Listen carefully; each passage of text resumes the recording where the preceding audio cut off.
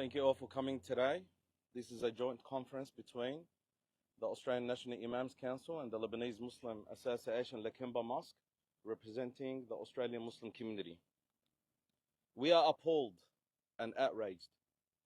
We are appalled and outraged by footage from last night showing a group of peaceful worshippers being pushed and treated in a heavy-handed manner by the New South Wales Police while in a state of peaceful prayers. The conduct of the New South Wales Police represents a serious breach of religious sanctity.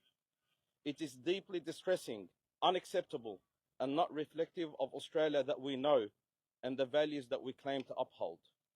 This outrage and deep concern are shared by more than 1 million Australian Muslims and many more faith leaders across Australia. The Australian Jewish community is hurting after the terror attacks at Bondi. We hurt with them and we stand with them in grief and solidarity.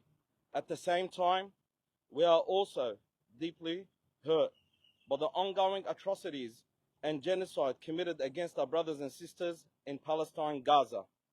Human suffering must never be selective and compassion must never be conditional. Israel's president's visit, President Herzog, a man implicated in war crimes and genocide, should not be welcomed in Australia. Allowing his visit undermines social cohesion and Australia's commitment to international law, accountability and human dignity, and causes deep hurt and outrage within the Australian community.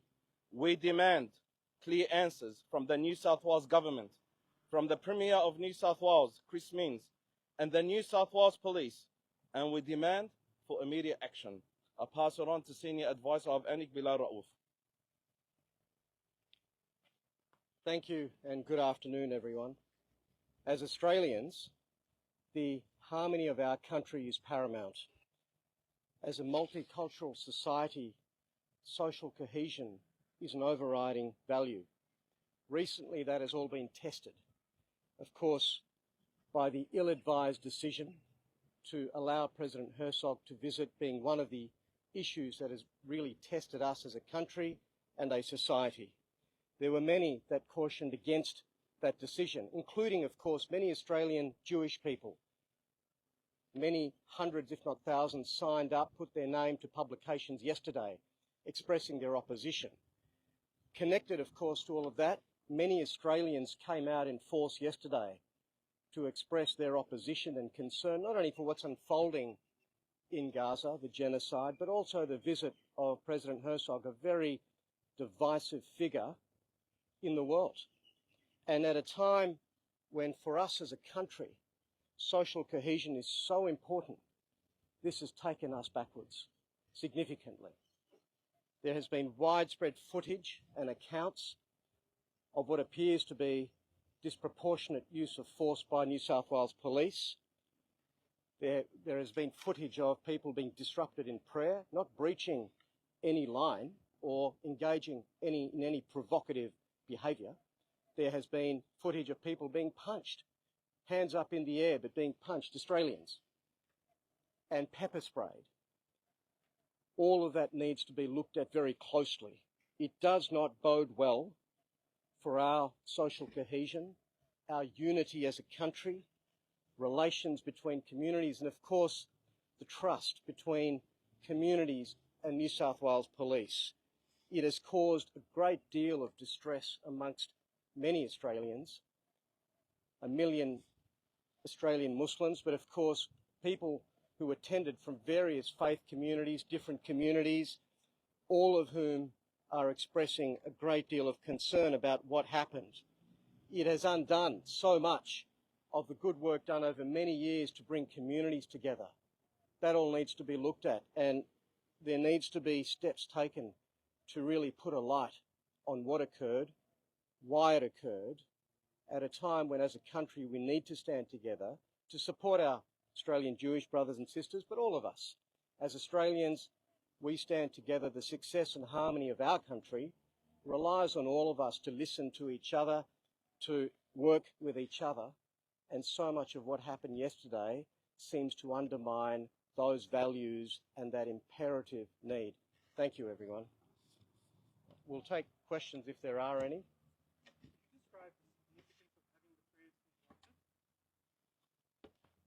Well, it's sufficient to say that interruption of any prayer, regardless of what faith or denomination, is abhorrent. I mean, we would like to view religion as sacrosanct. As Bilal reiterated, they were not violent, they were not rioting, they were static as required, and they were not on the street as alleged. They were actually on the forecourt of the town hall forecourt. So we would view this as a sacrosanct act. It's un-Australian for anyone to not only just stop a prayer, but to actually enter into a sacred space where people are not causing any harm. And if anything, this was a peaceful protest, and the most peaceful part of it was a prayer. So it goes against everything that we believe is Australian, as Bilal reiterated. It's been suggested that perhaps those prayers, those people who were praying were baiting police by doing that. What do you make of that suggestion? Well, I think the video really speaks for itself. A lot can be said by way of speculation, but what you see in the video is a group of people sitting, praying in a part of Town Hall where, as we understand, it was permissible, and then partway through being dragged off, being shoved while they were in the act of prayer. And so one can try and contextualise or speculate, but the simple fact is that the video says so much more, and it really shows what transpired. Do you believe that was taking place at the time of prayer, not some sort of other impromptu? It absolutely was, because they were in the act of prayer. Their attention was focused in front of them in prayer, and the police intervened on the video as they were in prayer. There is no doubt about that.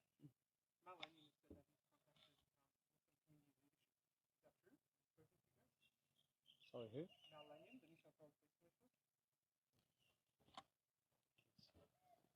Mal Lanyon, the New South Wales Police Commissioner, did reach out yesterday and we spoke today. We had a frank conversation. We expressed our extreme disappointment and outrage on behalf of the Australian Muslim community. And we agreed that we need to work through this in a very constructive manner. But right now, we demand immediate actions, an apology from the New South Wales Police, and a public inquiry to look why this took place. And what happened yesterday, while it was Muslims who were engaged in the prayers, this is an attack and this is an intimidation towards all religious people. My phone hasn't stopped from the morning. Religious leaders from across the board who are calling me, expressing their condemnation and anger towards what happened to a group of religious people who are praying in a peaceful manner and the way they were treated by the New South Wales Police. This is not just on the Muslim community.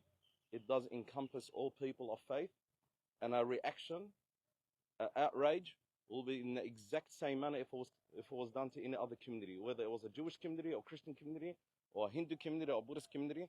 No one who's engaged in the state of prayers must be treated in that manner. On a more broader note, do you think protesters chanting phrases like verbalizing Father or from the river to the sea is incendiary? And considering the Jewish community said those chants make them feel threatened, do you think it was appropriate for people to chant them so close to where mourners were listening to the Israeli president's speech? Well, first of all, that's an allegation that hasn't been substantiated by anybody at the moment. But, I mean, if we're going to go off into semantics, then we're arguing about words. What we saw yesterday was beyond words. It was actual physical action.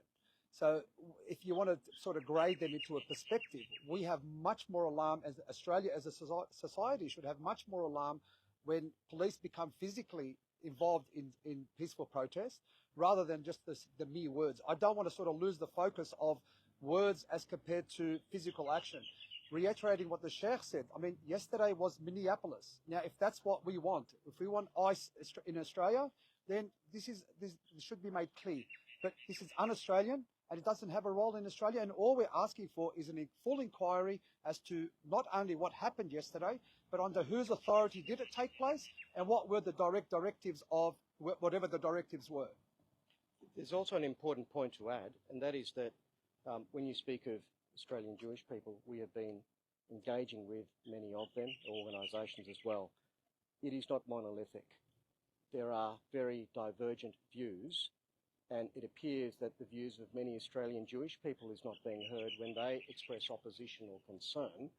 And in the critical situation we are in now, it's a question of hearing all the voices, including the many Australian Jewish people who, for instance, were courageous enough in their hundreds, if not thousands, to put their name in a national publication yesterday expressing their concern. Now, why aren't people giving that air or voice? They deserve to be heard as well. So it's not a monolithic dialogue or narrative from that perspective.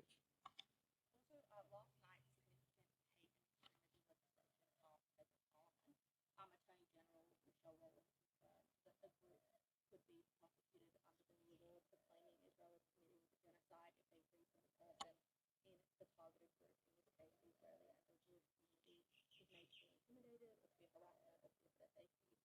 Does this seem reasonable? Does it concern you? It's very concerning.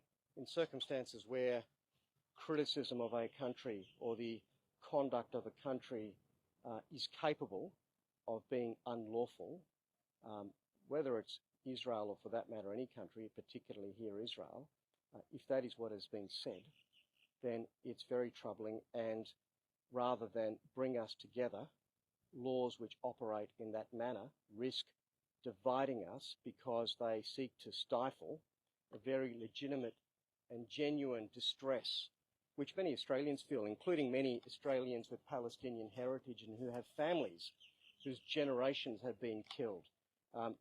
We're talking, in excess of 100,000 people. That does reverberate here. Now, if concerns or distress or trauma relating to that is sought to be stifled because it involves criticising a country, then that is deeply problematic. Yesterday's incident shouldn't impact the constructive relationship Muslim community has with police. What do you guys have to say to that? He's right in one sense, in that it wasn't just yesterday, it was disrupted long before that, including by the decision to allow the President to visit. That's what, in large part, set the train in motion, which had the crash that it did yesterday, all of which, frankly, is not surprising at one level. It was predicted, it was forecast. We said, many said, Australians said, allowing this person to visit our country at this time will be very detrimental and divisive, and that's what's transpired. If I could just add, again, we're going back to words. My message to Chris means if that is truly what you believe, then actions speak louder than the words. What we saw yesterday was the actions of division. That's not calling anyone to come together. What we're calling upon is we want unity, we want harmony, but we want it on a level where we are involved and not dictated to. This community is over 1 million people, and we need to be involved in any process or due process that takes place where it's especially demanding on us. So what I would say to Chris Minns is words are hollow unless they're supported by action. Thank you. Since no other questions, we'll conclude it there. Thank you, everyone, for coming along.